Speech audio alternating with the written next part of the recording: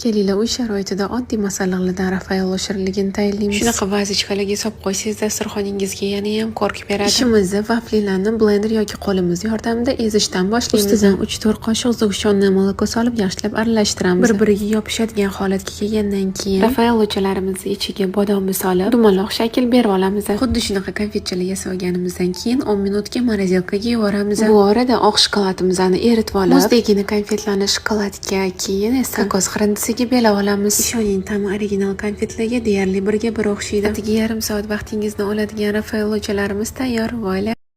Kelinglar uy sharoitida oddiy masalliqlardan Rafaello shirinligini tayyorlaymiz. Shunaqa vazichkalarga solib qo'ysangiz, dasturxoningizga yanayam ko'rk beradi. Ishimizni vaflilarni blender yoki qo'limiz yordamida ezishdan boshlaymiz. Ustidan 3-4 qoshiq zug'shonni moloko solib yaxshilab aralashtiramiz. Bir-biriga yopishadigan holatga kelgandan keyin Rafaellochalarimizni ichiga bodomni solib, dumaloq shakl berib olamiz. Xuddi shunaqa konfetchalar yasab olganimizdan keyin 10 minutga morozilkaga yuboramiz. Bu orada oq shokoladimizni eritib olib, muzdagina konfetlarni shokoladga, keyin esa kokos xirindisiga belab olamiz. Ishoning, ta'mi original konfetlarga deyarli birga bir o'xshaydi. Atigi yarim soat vaqtingizni oladigan Rafaellochalarimiz tayyor. Voyla.